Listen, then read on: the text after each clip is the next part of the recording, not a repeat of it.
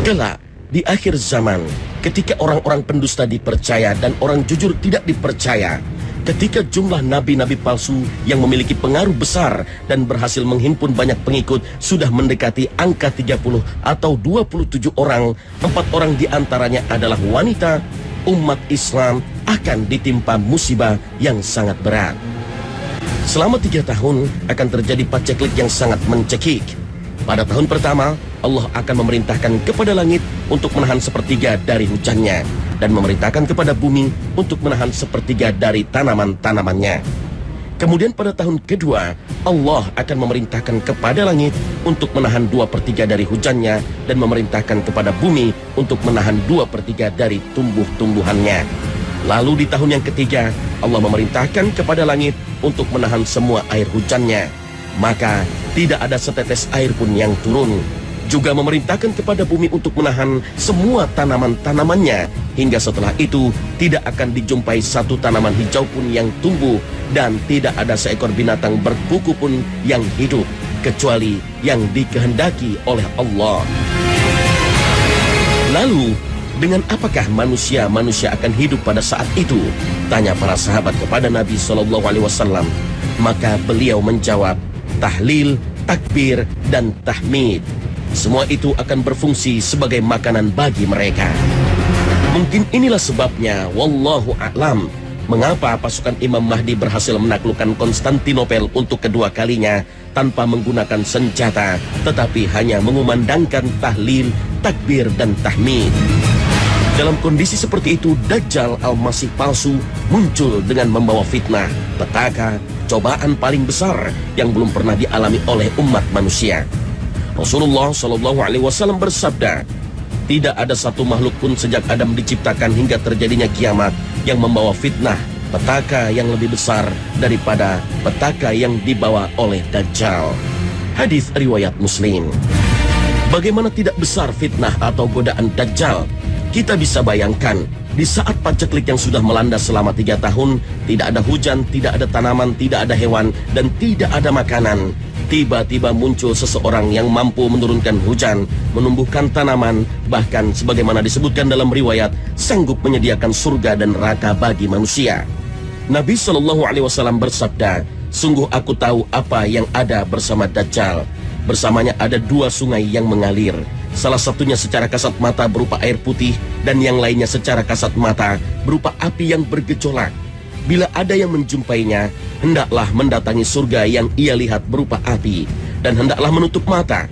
Kemudian hendaklah menundukkan kepala, lalu meminumnya, karena sesungguhnya itu adalah air dingin. Hadis riwayat Muslim. Inilah Dajjal. Dia akan datang di sebuah masa di akhir zaman membawa fitnah dan petaka yang sangat dahsyat yang tak pernah terjadi sebelumnya sejak Nabi Adam alaihissalam hingga akhir zaman.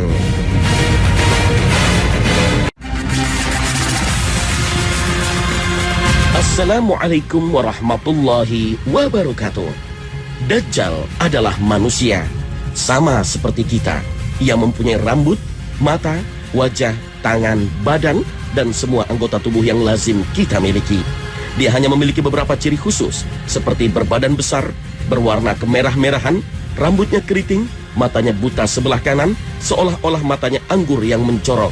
Sebagaimana disebutkan dalam hadis riwayat Bukhari dan Ibnu Umar, Nabi SAW bersabda, ketika aku tidur, aku bermimpi tawaf di Ka'bah, dan ternyata ada seseorang yang rambutnya lurus, kepalanya meneteskan atau mengalirkan air. Maka saya bertanya, siapakah ini? Mereka mengatakan, ini Isa bin Maryam.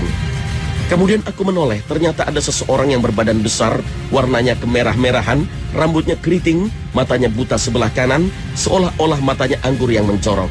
Mereka menjelaskan, sedang ini adalah Dajjal. Manusia yang paling mirip dengannya adalah Ibnu Qatlan, laki-laki dari Bani Khuza'ah.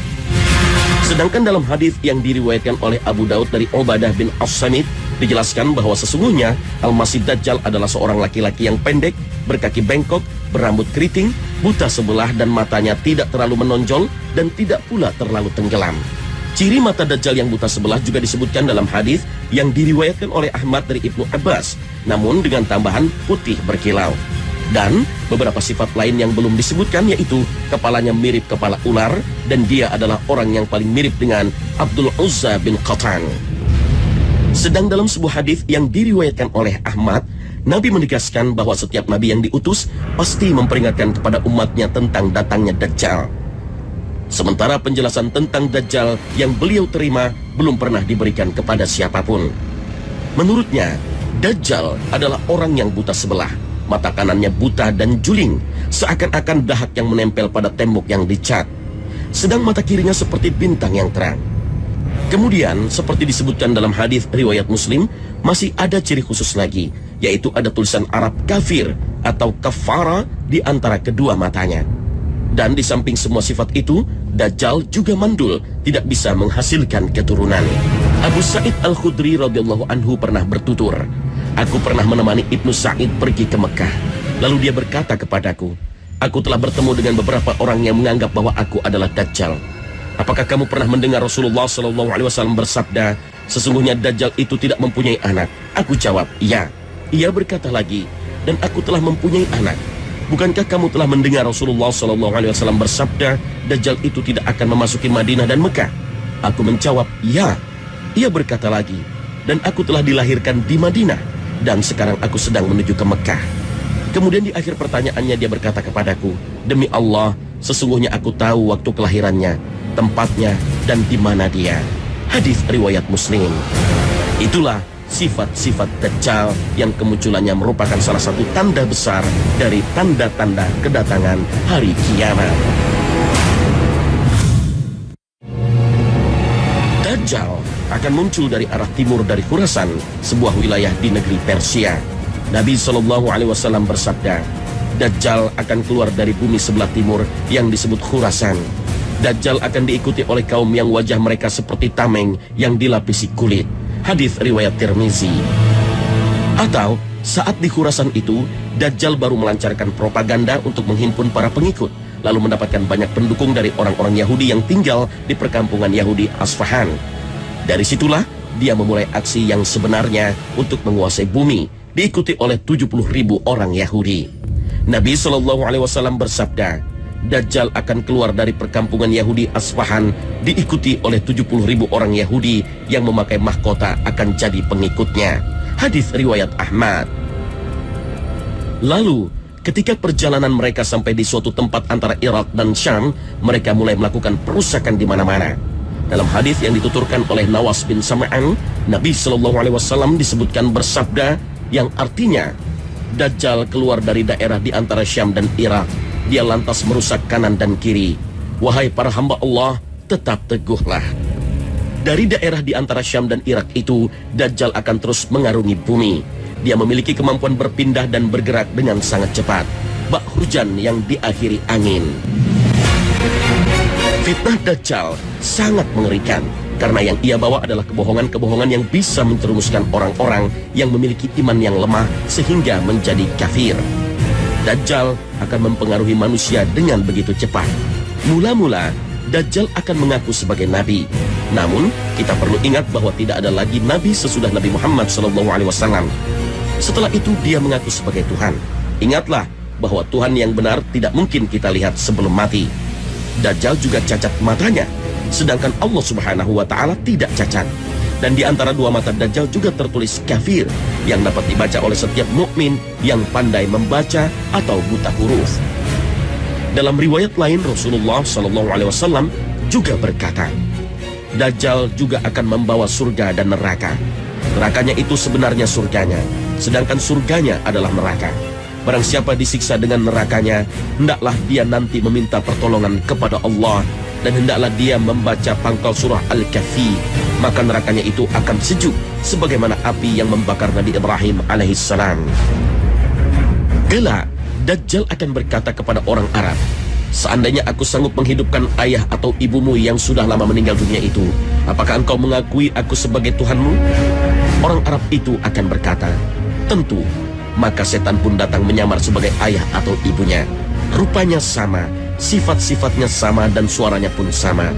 Ibu bapaknya berkata kepadanya, wahai anakku, ikutilah dia, sesungguhnya dialah Tuhanmu. Nanti Dajjal juga akan menyuruh langit supaya menurunkan hujan, dan tiba-tiba hujan pun turun. Dia juga menyuruh bumi untuk mengeluarkan tumbuh-tumbuhannya, dan tiba-tiba tumbuh-tumbuhannya pun keluar.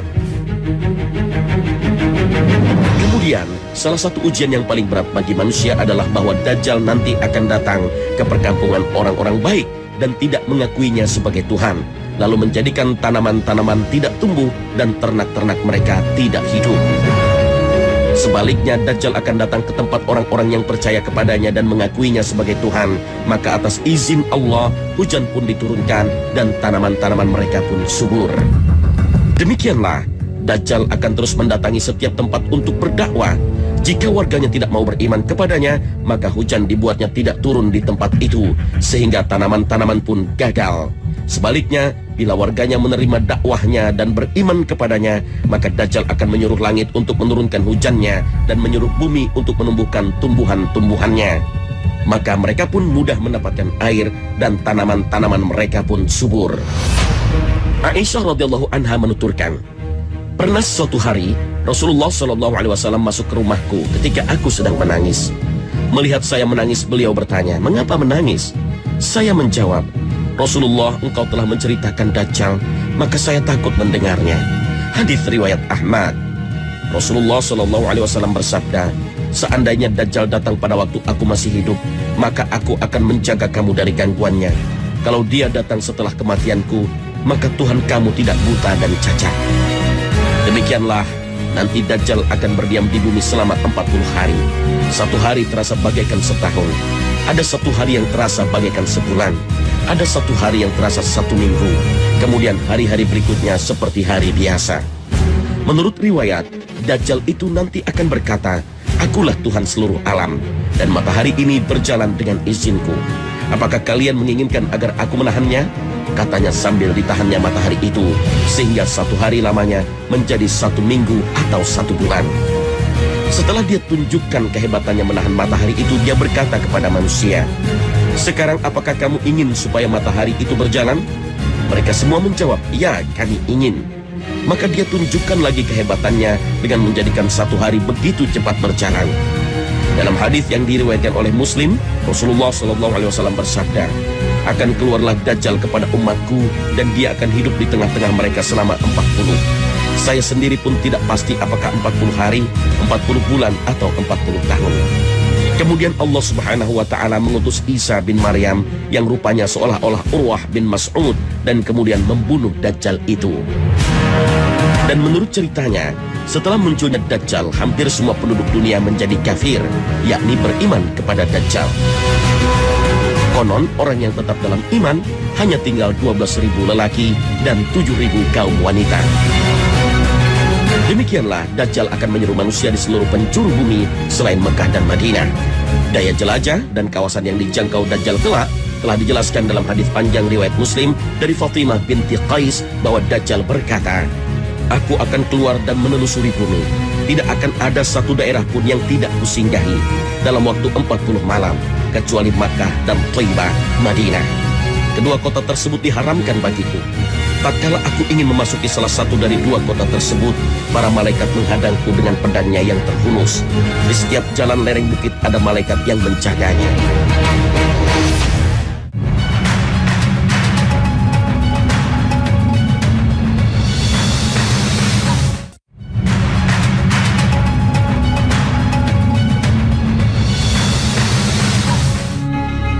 Pemirsa Khazanah, di bulan Ramadan ini biasanya para penceramah selalu mengulang-ulang surat Al-Baqarah ayat 183 yang berkaitan dengan kewajiban puasa.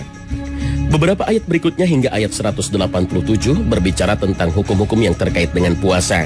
Akan tetapi di antara ayat tersebut, tepatnya ayat 186 justru membahas tentang doa. "Dan apabila hamba-hambaku bertanya kepadamu tentang aku, maka jawablah bahwasanya aku adalah dekat. Aku mengabulkan permohonan orang yang berdoa apabila ia memohon kepadaku. Maka hendaklah mereka itu memenuhi segala perintahku, dan hendaklah mereka beriman kepadaku, agar mereka selalu berada dalam kebenaran." Al-Quran Surah Al-Baqarah ayat 186. Hal ini tentunya bukan sebuah kebetulan. Mengomentari ayat ini, Ibnu Katsir mengatakan dalam kitab tafsirnya, Penyebutan ayat yang memotivasi untuk berdoa di antara ayat-ayat tentang hukum puasa mengisyaratkan sebuah anjuran agar memperbanyak doa setelah selesai bulan puasa atau bahkan setiap hari ketika berbuka puasa. Ini mengindikasikan bahwa bulan Ramadan merupakan bulan yang istimewa untuk berdoa. Bahkan dalam beberapa hadis disebutkan ada waktu-waktu mustajab untuk berdoa di bulan Ramadan. Hal ini kemudian diperkuat oleh hadis Rasulullah SAW tentang keutamaan doa di bulan Ramadan. Sesungguhnya Allah membebaskan beberapa orang dari api neraka pada setiap hari di bulan Ramadan, dan setiap muslim apabila dia memanjatkan doa akan dikabulkan. Hadis riwayat Al-Bazzar. Lalu kapan saja waktu berdoa yang mustajab bagi orang-orang yang puasa di bulan Ramadan? Yang pertama, waktu mustajab untuk berdoa itu di waktu sahur. Abu Hurairah radhiyallahu anhu menuturkan bahwa Nabi SAW bersabda, Rabb kita tabaraka wa ta'ala turun ke langit dunia ketika tersisa sepertiga malam terakhir. Lantas Allah berfirman, siapa saja yang berdoa kepadaku, maka akan aku kabulkan. Siapa yang meminta kepadaku, maka aku beri. Siapa yang meminta ampunan kepadaku, maka akan aku ampuni. Hadis riwayat Bukhari dan Muslim. Hadis ini menyebut keutamaan berdoa di waktu sahur, bahwa itulah waktunya Allah mengabulkan permintaan hambanya. Hadis ini memang berbicara umum, tidak spesifik dikaitkan dengan puasa. Tapi orang yang berniat puasa biasanya akan bangun di waktu sahur untuk menikmati santap sahur. Maka manfaatkanlah sebelum santap sahur untuk berdoa terlebih dahulu. Dan sebaiknya sebelum berdoa, awali dulu dengan sholat sunnah agar menambah kekhusyuan hati saat berdoa.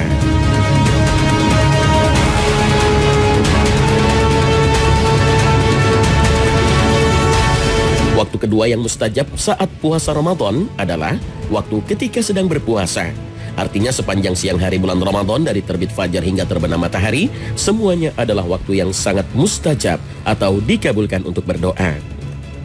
Abu Hurairah radhiyallahu anhu menuturkan Nabi SAW bersabda, 3 orang yang doanya tidak tertolak, orang yang berpuasa sampai ia berbuka, pemimpin yang adil, dan doa orang yang dizalimi. Hadis riwayat Ahmad. Berdasarkan hadis ini, Imam Nawawi menjelaskan, disunahkan orang yang berpuasa untuk memperbanyak doa demi urusan akhirat dan dunianya. Begitu pula jangan lupakan doa kebaikan untuk kaum muslimin secara umum.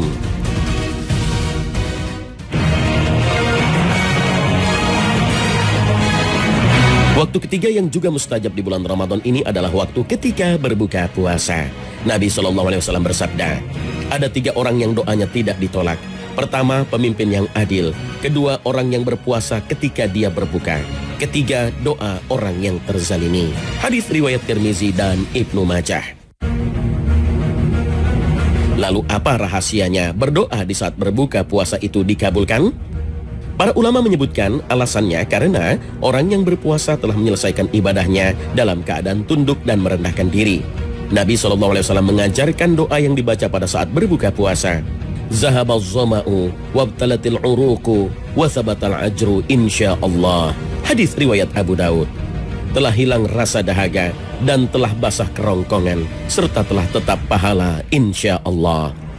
Doa lain yang diajarkan Nabi SAW, Allahumma inni as'aluka birahmatika allati wasi'at kulla syai'in an taghfirali. Hadis riwayat Ibnu Majah. Juga doa yang berbunyi Allahumma lakasumtu wabika amantu. Hadis riwayat Abu Daud. Ya Allah, untukmu aku berpuasa dan kepadamu aku beriman. Memang doa-doa ini sebagian dianggap lemah status hadisnya oleh banyak ulama hadis. Tapi menurut Syekh Syuaib Arnaud, seorang ahli hadis kontemporer, hadis ini dapat diamalkan karena isinya diperkuat oleh hadis-hadis lainnya. Lagi pula ketika berbuka puasa, sebenarnya kita boleh saja berdoa dengan doa-doa di luar doa khusus yang tersebut dalam hadis Nabi. Intinya bukan redaksi doanya, tapi waktunya yang mustajab dan dikabulkan Allah Subhanahu wa Ta'ala. Maka kita bisa berdoa apa saja, tidak terbatas pada doa berbuka puasa. Silahkan berdoa apapun hajat kita, baik untuk urusan dunia ataupun akhirat. Minta ampunan bagi diri pribadi, orang tua, guru-guru kita, keluarga, dan kerabat kita, dan kaum muslimin pada umumnya. Atau minta dimudahkan urusan, diterima amal ibadah, perlindungan dari neraka, dimasukkan ke dalam surga, dan lain sebagainya.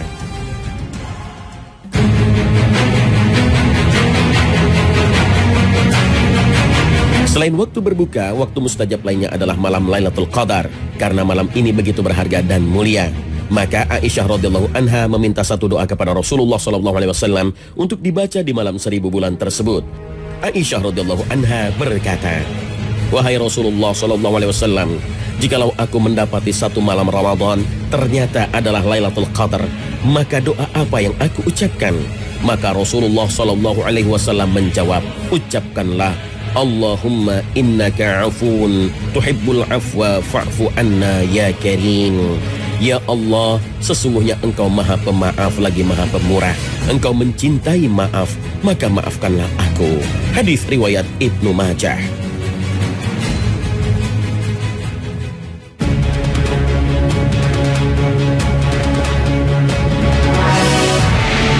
Semua waktu-waktu mustajab untuk berdoa di bulan Ramadan ini merupakan waktu-waktu yang mutlak atau bebas untuk mengucapkan doa apa saja, karena waktunya panjang dan tidak terkait dengan sebab tertentu. Rasulullah SAW bersabda, "Hendaklah kalian memilih doa yang disukainya dan berdoa kepada Allah dengannya." Hadis riwayat Bukhari. Namun begitu, jika kebutuhannya dalam berdoa sudah ada contohnya dari Al-Quran dan Sunnah, maka lebih baik mengikuti apa yang ada di Al-Quran dan Sunnah. Karena sebaik-baik redaksi doa adalah apa yang diturunkan oleh Allah Ta'ala dan diajarkan oleh Rasulnya Sallallahu Alaihi Wasallam.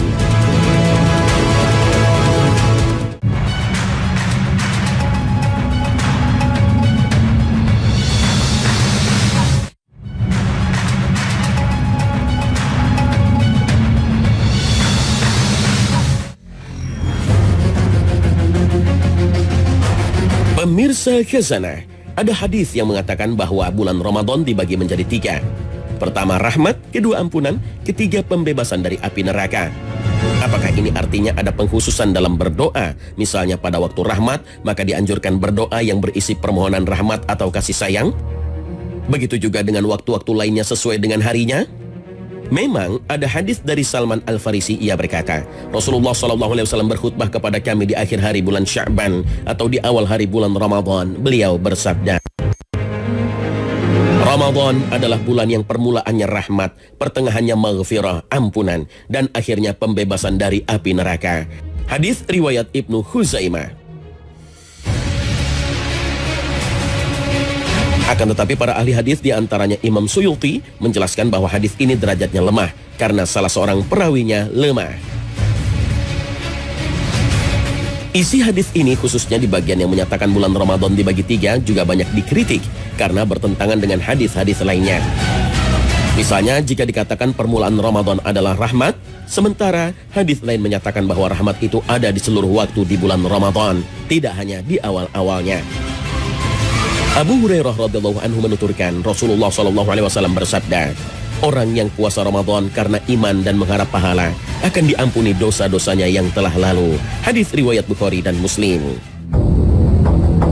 Dalam hadis ini disebutkan bahwa ampunan Allah tidak dibatasi hanya pada pertengahan Ramadan saja. Sedangkan tentang pembebasan dari neraka juga ada hadis lain yang menyatakan bahwa hal itu terjadi tiap malam, tidak hanya sepertiga akhir Ramadan. Sebagaimana disebutkan dalam sabda Nabi SAW, pada awal malam bulan Ramadan, setan-setan dan jin-jin jahat dibelenggu, pintu neraka ditutup, tidak ada satu pintu pun yang dibuka, pintu surga dibuka, tidak ada satu pintu pun yang ditutup.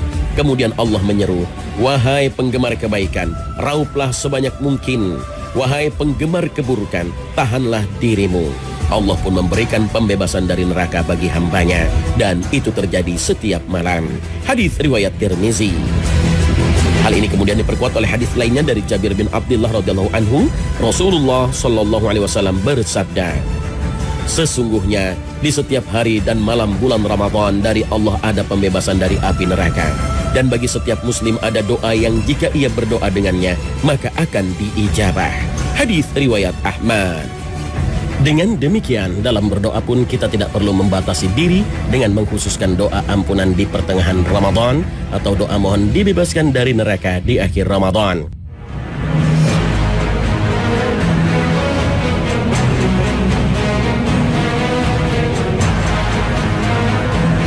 Pembatasan seperti ini tidak berlaku karena setiap hari di bulan Ramadan adalah rahmat, setiap harinya adalah ampunan, dan setiap harinya juga pembebasan dari neraka.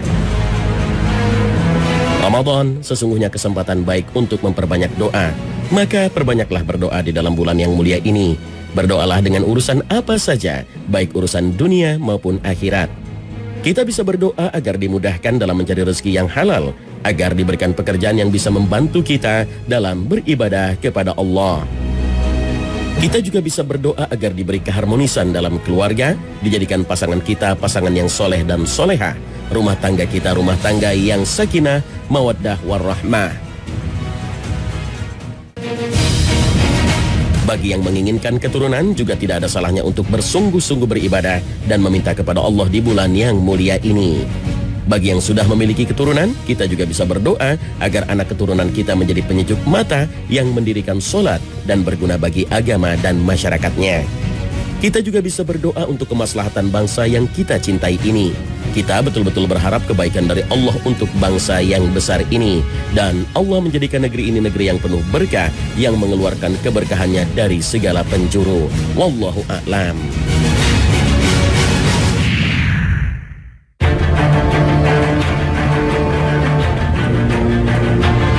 Pemirsa Khazanah, bulan Ramadan menjadi bulan yang sangat istimewa bagi umat Islam.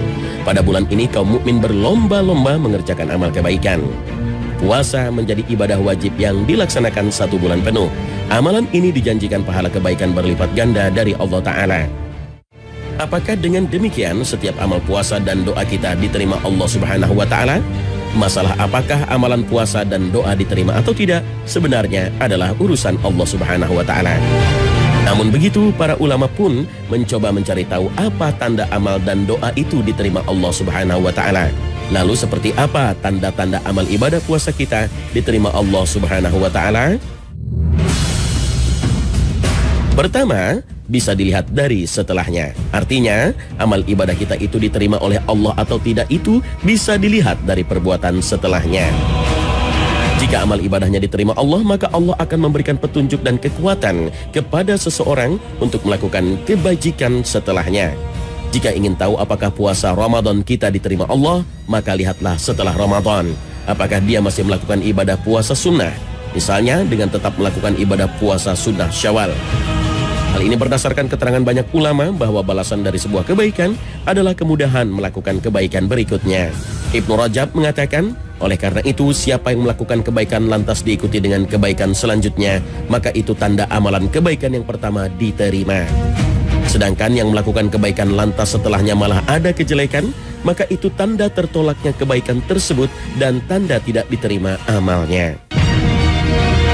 Hal ini juga ditegaskan oleh Ibnu Katsir bahwa di antara balasan kebaikan adalah kebaikan selanjutnya dan di antara balasan kejelekan adalah kejelekan selanjutnya. Hal ini berdasarkan firman Allah Subhanahu wa Ta'ala.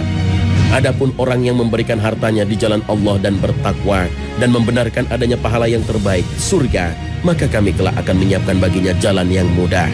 Al-Quran Surah Al-Lail ayat 5 hingga 7. Ayat ini menceritakan kebaikan demi kebaikan yang dilakukan oleh orang yang memperoleh petunjuk dari Allah Subhanahu wa Ta'ala.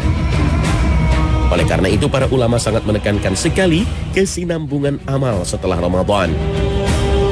Bishr Al-Hafi, seorang ulama yang terkenal akan sifat zuhudnya, pernah ditanya tentang orang yang hanya bersungguh-sungguh beribadah di bulan Ramadan. Ia menjawab, mereka adalah orang yang buruk yang tidak mengenal hak Allah kecuali hanya di bulan Ramadan. Orang soleh adalah mereka yang bersungguh-sungguh beribadah sepanjang tahun. Tanda lain bahwa amal ibadah itu diterima oleh Allah atau tidak adalah adanya rasa khawatir amalnya tidak diterima oleh Allah. Seorang mukmin meskipun ia telah beramal sebaik-baiknya, tapi ia tidak merasa berpuas diri, tidak merasa sempurna, dan tidak merasa percaya diri amalnya pasti akan diterima. Mereka justru merasa takut, cemas, dan khawatir. Sebagaimana firman Allah Ta'ala, dan orang-orang yang memberikan apa yang telah mereka berikan dengan hati yang takut, karena mereka tahu bahwa sesungguhnya mereka akan kembali kepada Rabb mereka. Al-Quran Surah Al-Mu'minun ayat 60. Mendengar ayat ini, Ibunda Aisyah radhiyallahu anha bertanya kepada Nabi SAW, apakah mereka orang-orang yang meminum khamar dan mencuri? Rasulullah pun menjawab, tidak wahai Aisyah, mereka adalah orang-orang yang berpuasa, menegakkan sholat dan bersedekah, akan tetapi mereka merasa takut amalan yang telah mereka kerjakan tidak diterima di sisi Allah. Mereka itulah golongan yang senantiasa berlomba-lomba dalam mengerjakan kebajikan.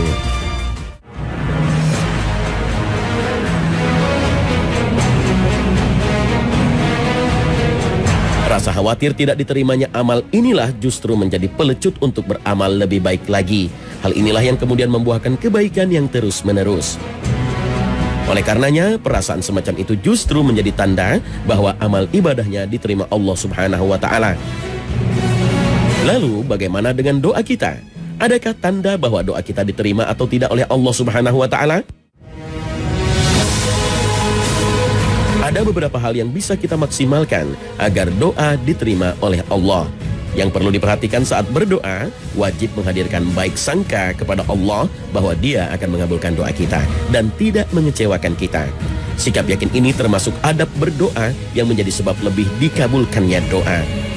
Rasulullah SAW bersabda, berdoalah kepada Allah dalam kondisi benar-benar yakin akan dikabulkan. Hadis riwayat At-Tirmizi.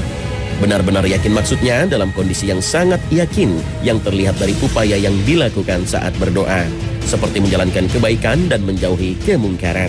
Memperhatikan syarat-syarat doa semacam menghadirkan hati dan memilih waktu dan tempat yang mulia. Memanfaatkan kondisi terbaik seperti saat sahur, saat menjalani puasa dan saat berbuka puasa, dan lain-lain agar keyakinan dikabulkan doa lebih kuat di hati daripada ditolak. Dicatat bahwa berdoa itu sendiri adalah sebuah ibadah yang berpahala besar. Jika belum dikabulkan pun, kita tetap dicatat telah melaksanakan sebuah ibadah dan mendapatkan pahala. Apalagi jika dikabulkan, maka akan mendapatkan tambahan kebaikan. Dan jika pengabulan tersebut ditunda, maka itu juga anugerah. Kita berkesempatan berdoa lebih lama, lebih mendekatkan diri kepadanya, sehingga lebih banyak mendapat pahala. Lalu akan mendapatkan kebaikan dari isi doa tersebut di dunia, atau dihindarkan dari keburukan serupa, atau balasan tersebut disimpan di akhirat. Umar bin Al-Khattab radhiyallahu anhu pernah berkata, aku tidak memusingkan pengabulan doa, tetapi aku berkepentingan kepada doa. Apabila aku diberi ilham untuk berdoa, maka pengabulan akan datang bersamanya. Dan Allah Subhanahu wa Ta'ala telah berfirman, berdoalah kepadaku, niscaya akan kuperkenankan bagimu. Al-Quran Surah Ghafir ayat 60.